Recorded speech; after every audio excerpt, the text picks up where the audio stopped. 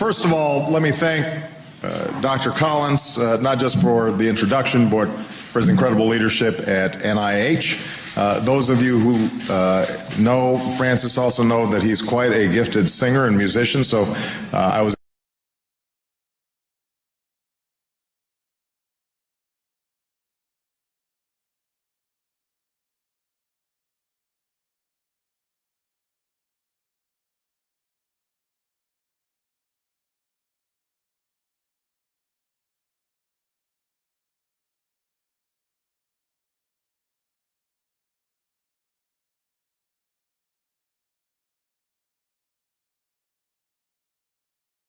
a gifted singer and musician, so I was asking whether he was going to be willing to sing the introduction, and he declined, but his leadership has been extraordinary, and I'm glad I've been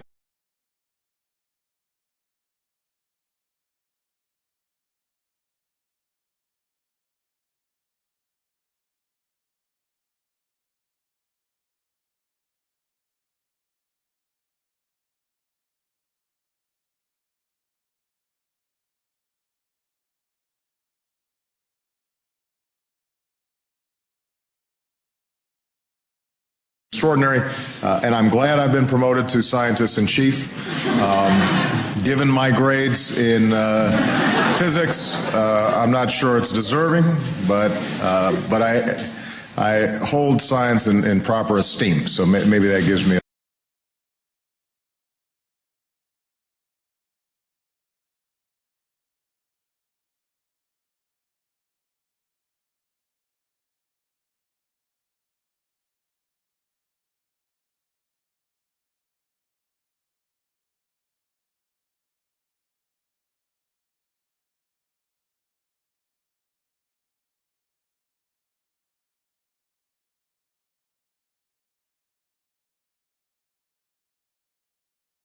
in proper esteem, so maybe that gives me a little credit. You know, today I've invited some of the smartest people in the country, some of the most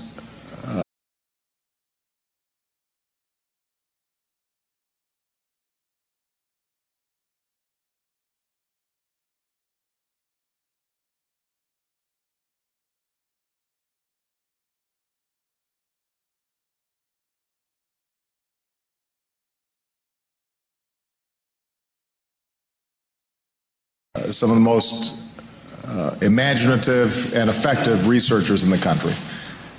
Some very smart people to talk about the challenge that I issued in my State of the Union address.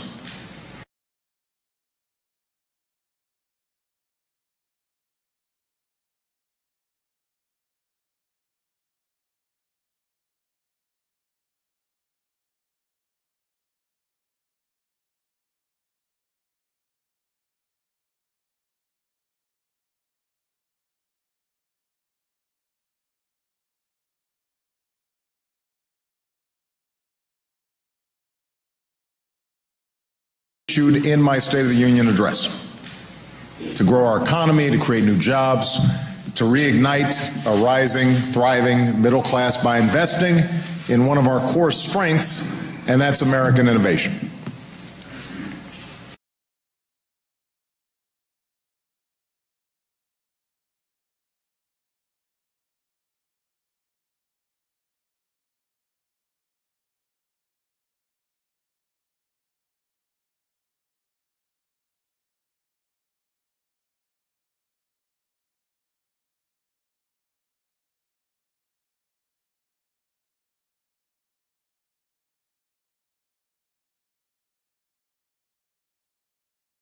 Strengths, and that's American innovation. Ideas are what power our economy. It's what sets us apart. It's what America's been all about.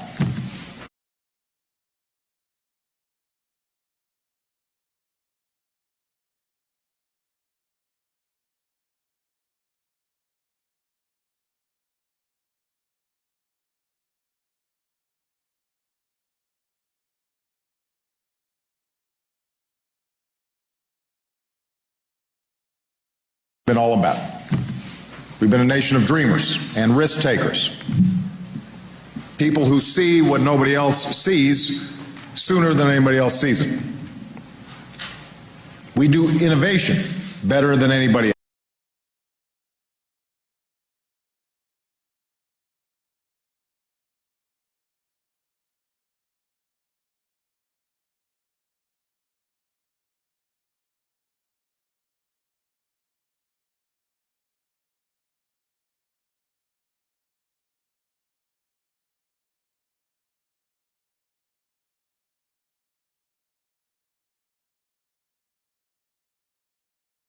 We do innovation better than anybody else.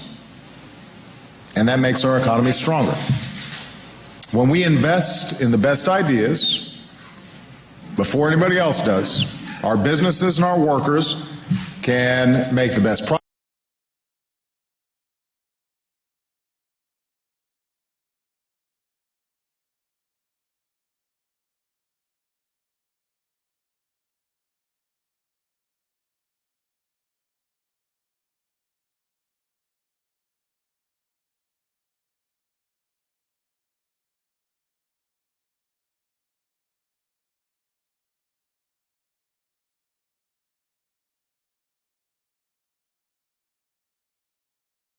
Our workers can make the best products and deliver the best services before anybody else. And because of that incredible dynamism, we don't just attract the best scientists.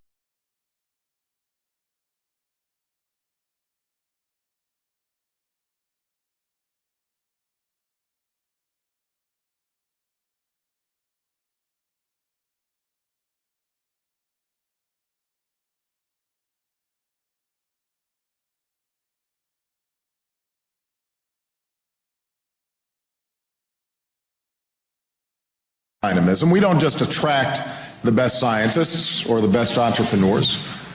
We also continually invest in their success. We support labs and universities to help them learn and explore, and we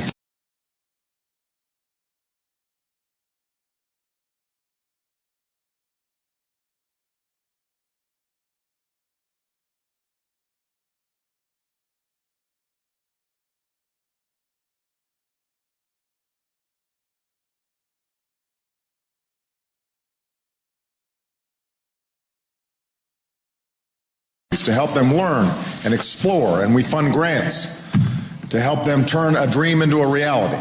And we have a patent system to protect their inventions.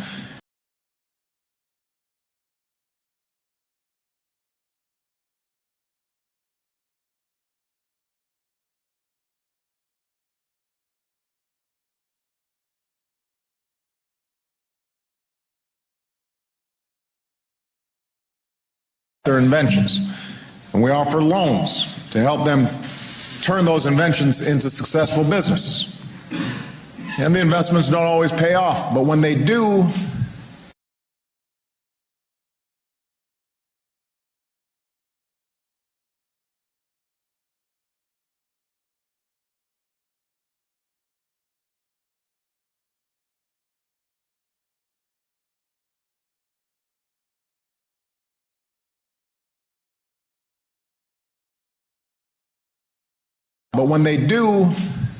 they change our lives in ways that we could never have imagined.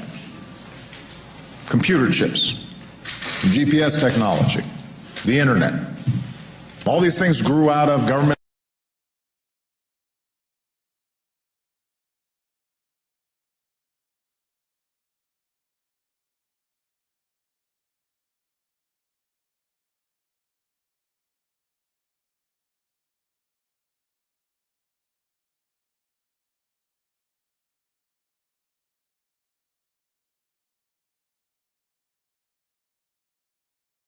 All these things grew out of government investments in basic research, and sometimes, in fact, some of the best products and services spin off completely from unintended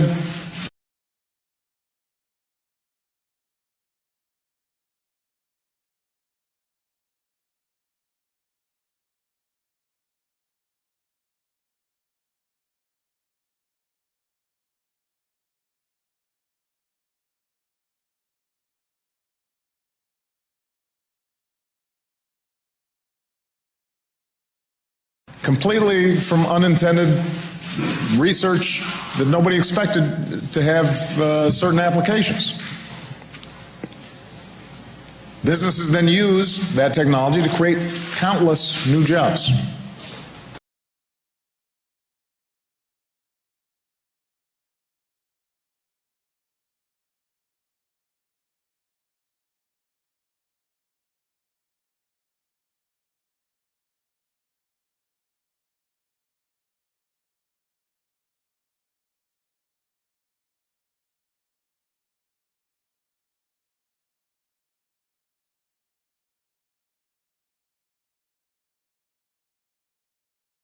Create countless new jobs. So the founders of Google got their early support from the National Science Foundation. The Apollo project that put a man on the moon also gave us, eventually, cat skins.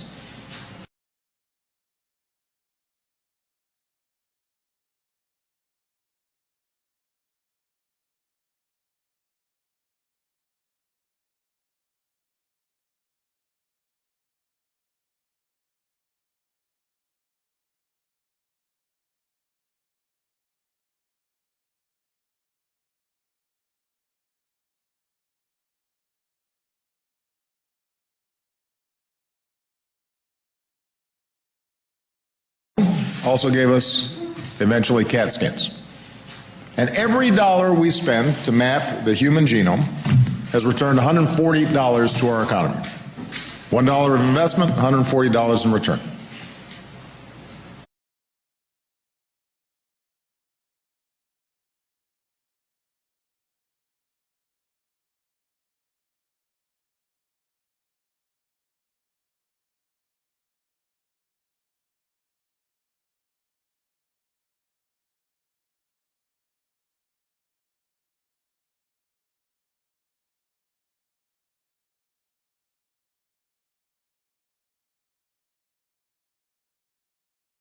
$1 of investment, $140 in return.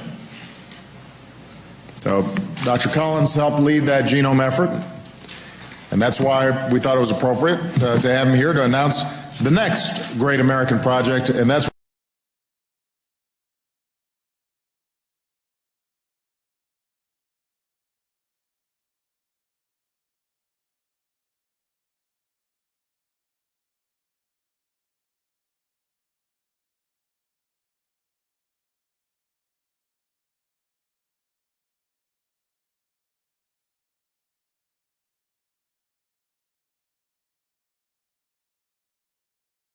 the next great American project, and that's what we're calling the Brain Initiative.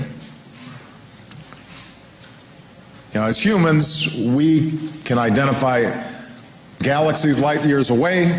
We can study particles smaller than an atom, but we still have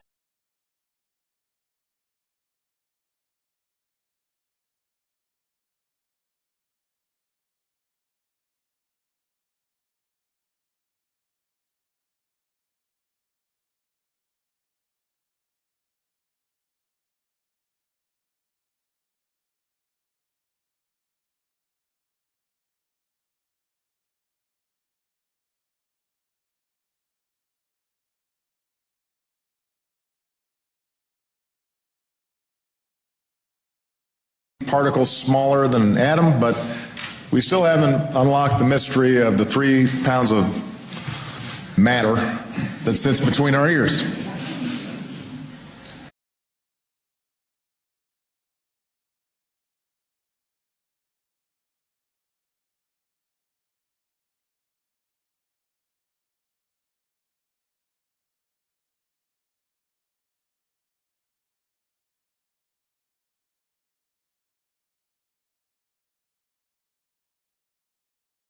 So today, scientists possess the capability to study individual neurons and figure out the main functions of certain areas of the brain, but a human brain contains almost 100 billion neurons.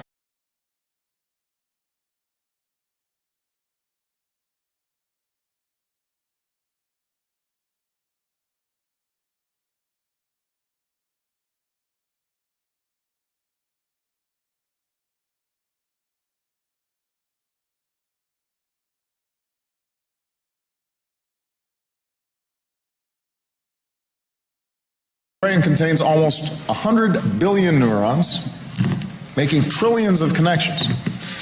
So Dr. Collins says it's like listening to the string section and trying to figure out what the whole orchestra sounds.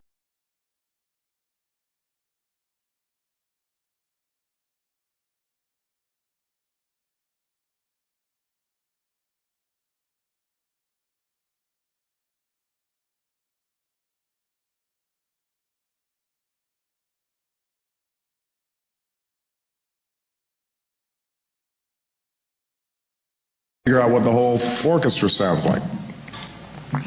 So as a result, we're still unable to cure diseases like Alzheimer's or autism or fully reverse the effects of a stroke.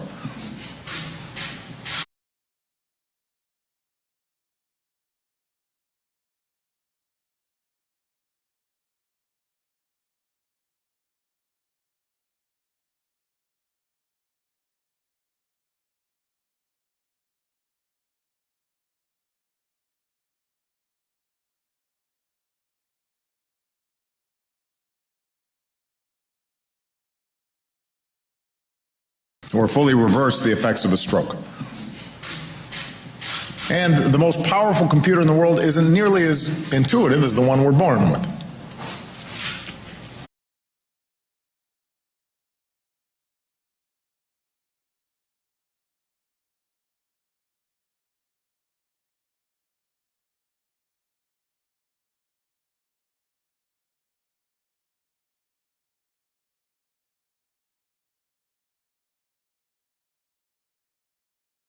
So there's this enormous mystery waiting to be unlocked.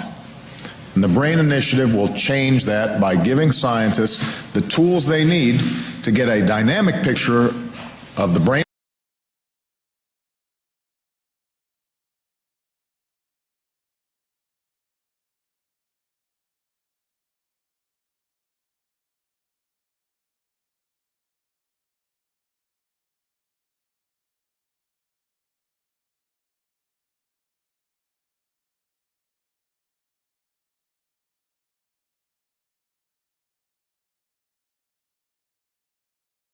To get a dynamic picture of the brain in action and better understand how we think and how we learn and how we remember.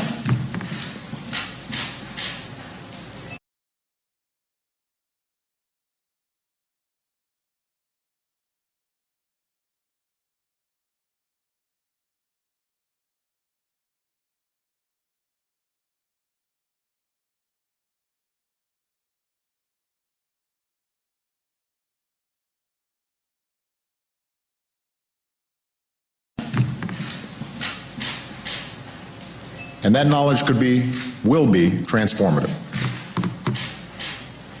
In the budget I will send to Congress next week, I will propose a significant investment by the National Institutes of Health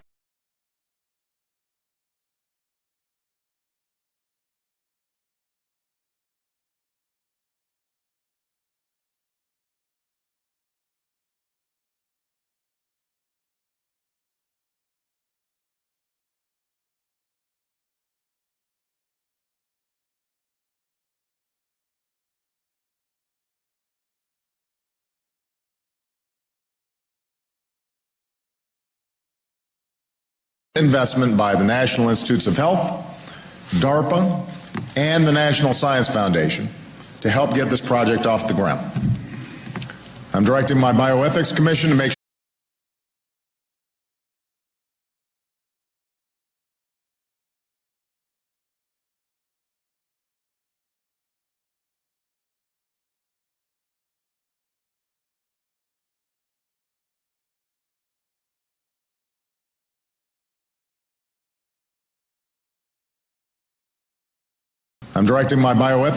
to make sure all of the research is being done in a responsible way.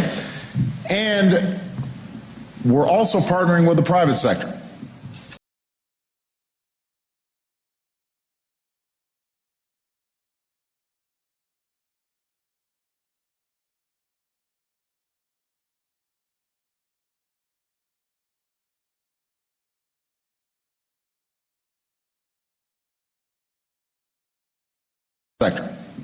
including leading companies and foundations and research institutions, to tap the nation's brightest minds to help us reach our goal.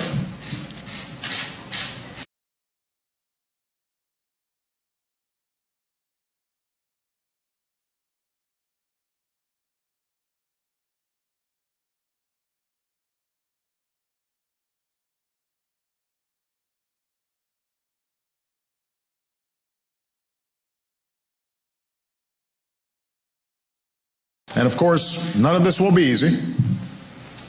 If it was, we'd already know everything there was about how the brain works, and presumably my life would be simpler here.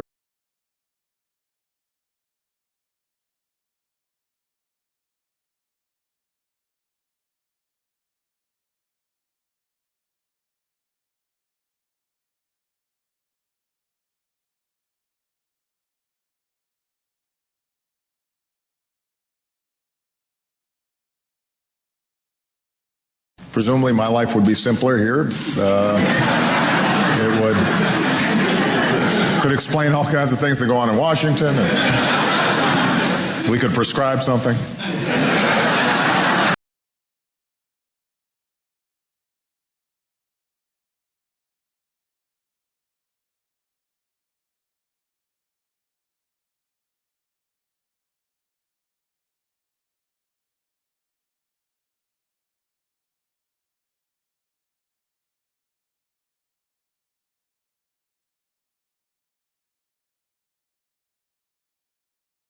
So it won't be easy, but think about what we could do once we do crack this code. Imagine if no family had to feel helpless watching a loved one disappear.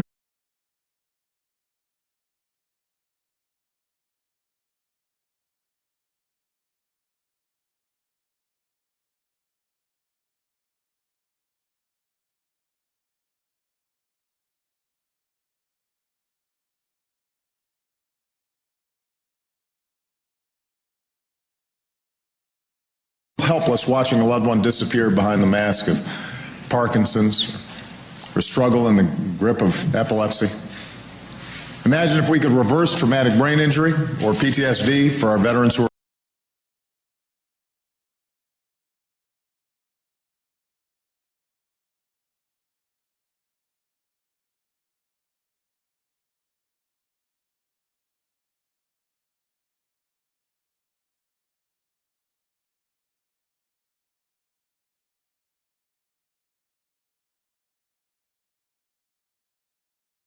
injury or PTSD for our veterans who are coming home. Imagine if someone with a prosthetic limb can now play the piano or throw a baseball as well as anybody else because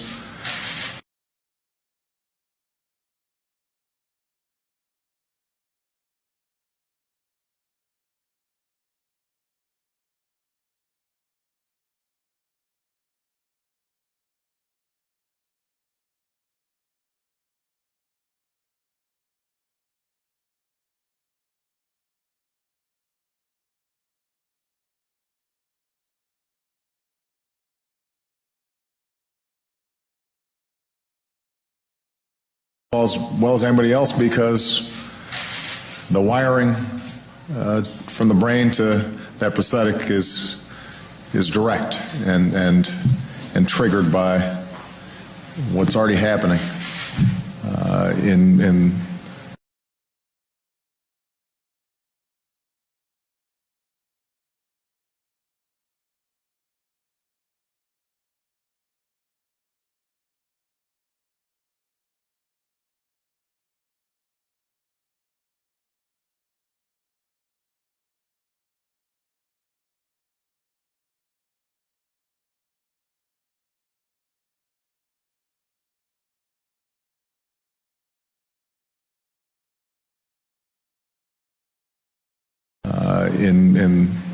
the patient's mind. What if computers could respond to our thoughts, or our language barriers could come tumbling down? Or if millions of Americans were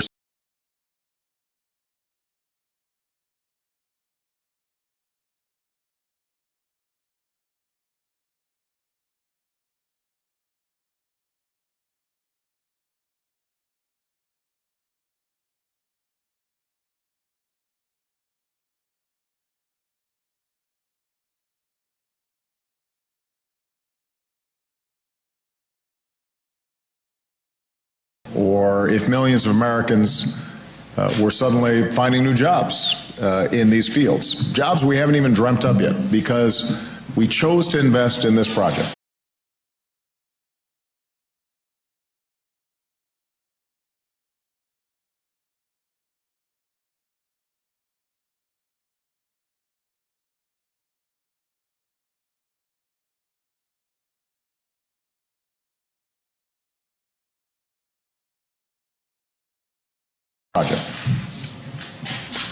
That's the future we're imagining. That's what we're hoping for.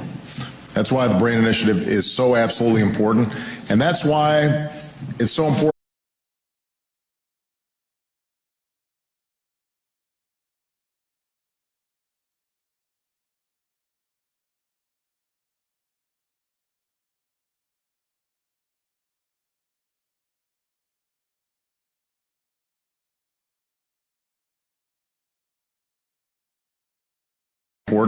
And that's why it's so important that we think about basic research generally as a driver of growth, and that we replace the across-the-board budget cuts that are threatening to set us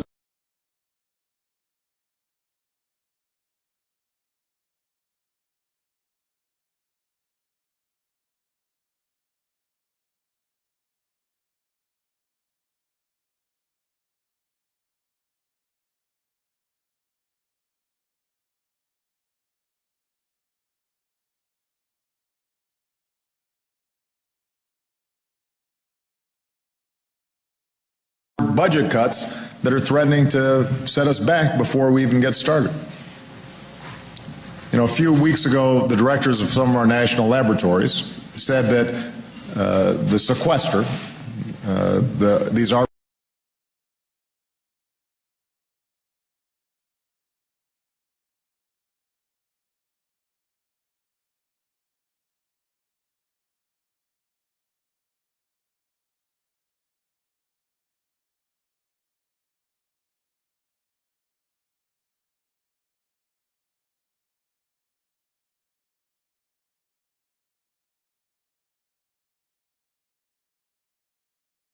said that the sequester, these arbitrary across-the-board cuts that have gone into place, are so severe, so poorly designed, that they'll hold back a generation of young scientists.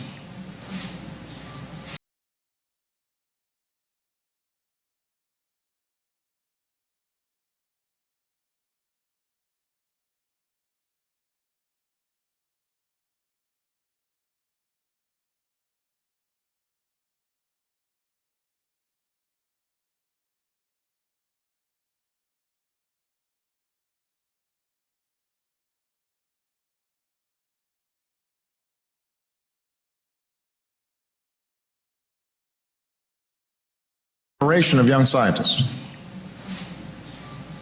When our leading thinkers wonder if it still makes sense to encourage young people to get involved in the science in the first place because they're not sure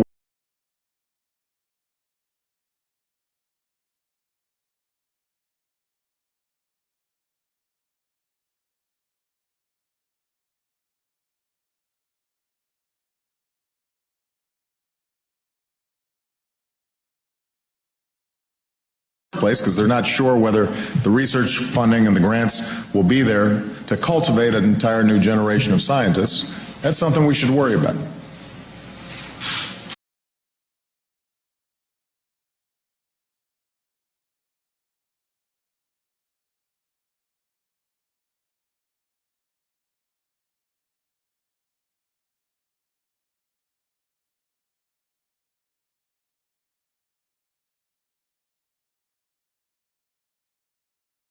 That's something we should worry about. We can't afford to miss these opportunities while the rest of the world races ahead. We have to seize them.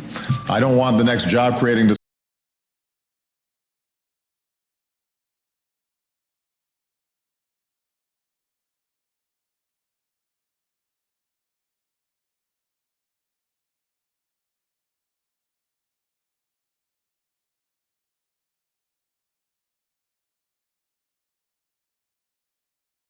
I don't want the next job-creating discoveries to happen in China or India or Germany. I want them to happen right here in the United States of America. And that's part of what this brain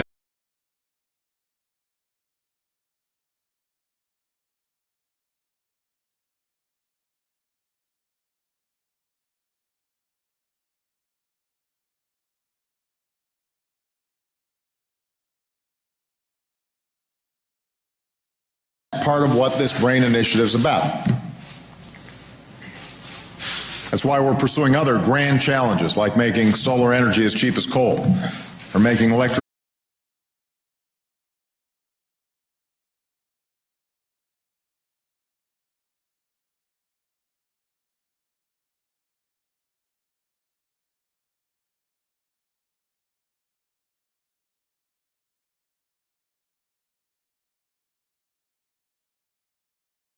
as coal, or making electric vehicles as affordable as the ones that run on gas. They're ambitious goals, but they're achievable.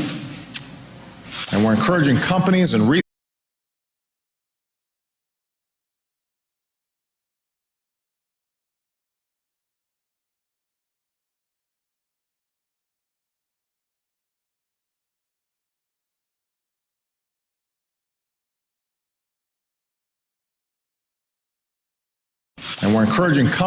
research universities and other organizations to get involved and help us make progress.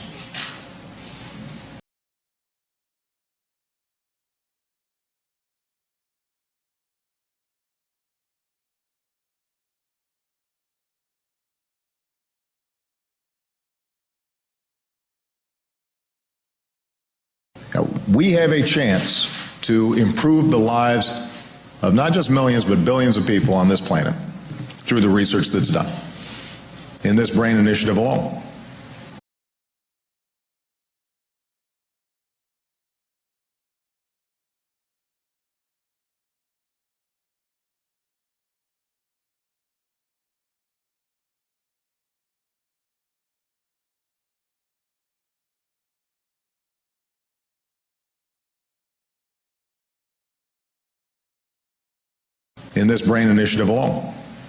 But it's going to require a serious effort, a sustained effort. And it's going to require us as a country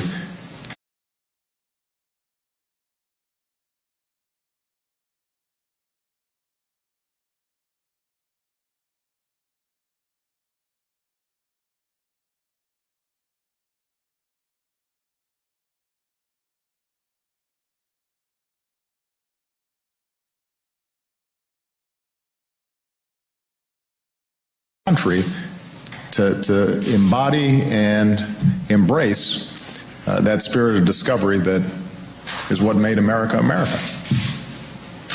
Now, the year before I was born, an American company came out with one of the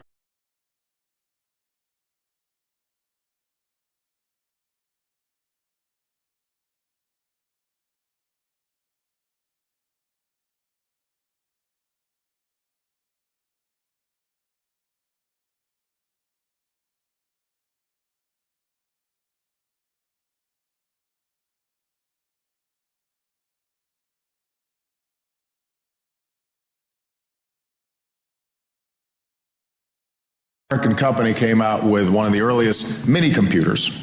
It was a revolutionary machine, didn't require its own air conditioning system. That was a big deal.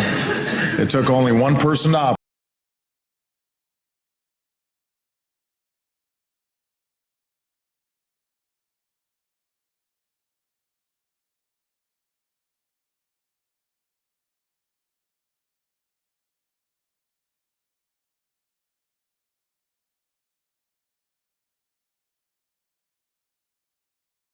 It took only one person to operate, but each computer was 8 feet tall, weighed 1,200 pounds, and cost more than $100,000.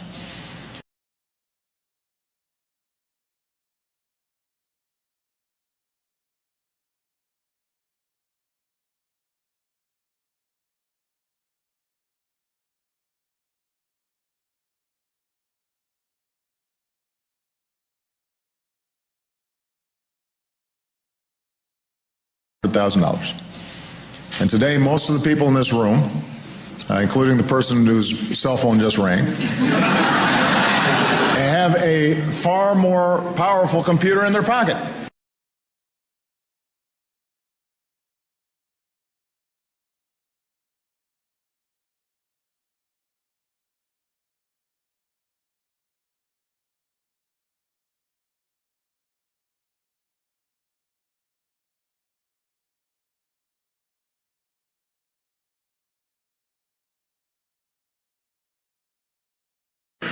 Computers have become so small, so universal, so ubiquitous.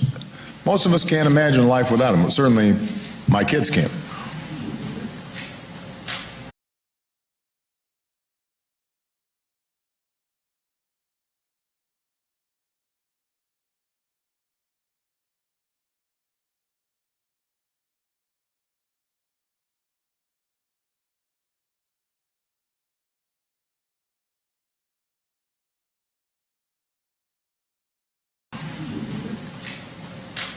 And as a consequence, millions of Americans work in fields that didn't exist before their parents were born. Watson, the computer that won Jeopardy, is now being used in hospitals across the country.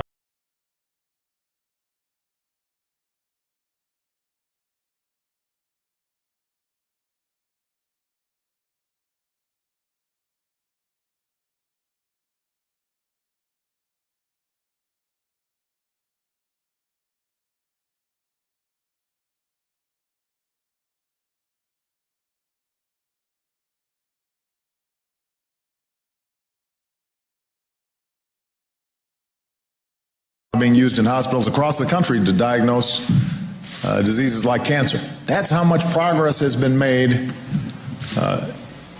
in my lifetime and in many of yours. That's how fast we can move when we make the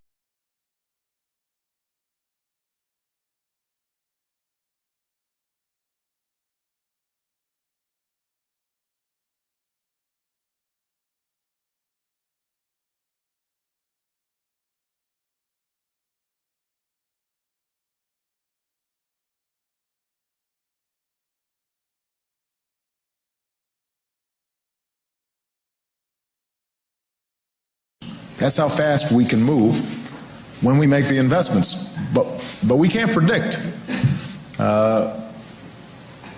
what that next big thing will be.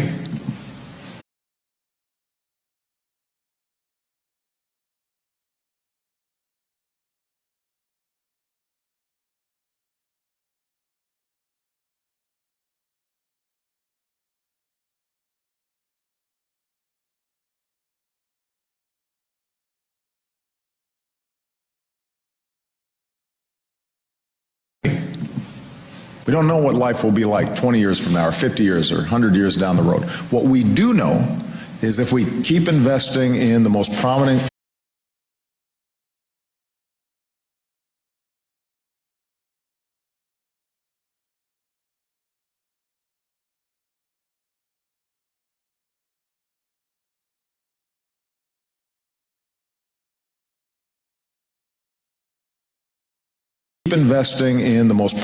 promising solutions to our toughest problems, then things will get better.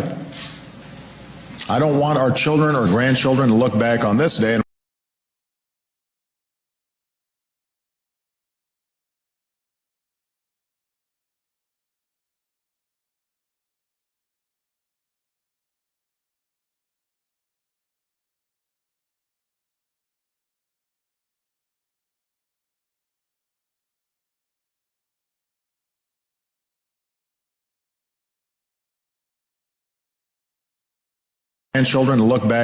and wish we had done more to keep America at the cutting edge. I want them to look back and be proud that we took some risks, that we seized this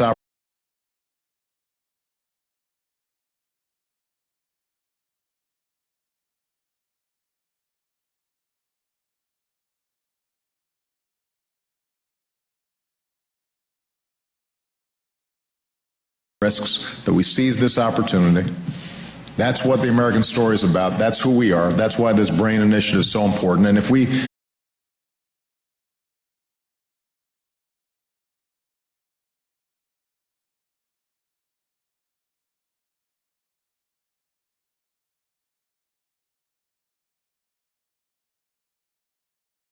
initiative is so important. And if we keep taking bold steps like the one we're talking about to learn about the brain, then I'm confident America will continue to lead the world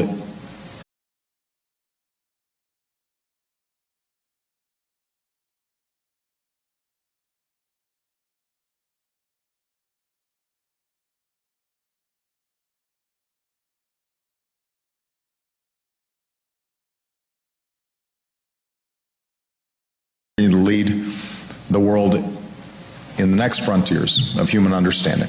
And all of you are going to help us get there. So I'm very excited about this project. Francis,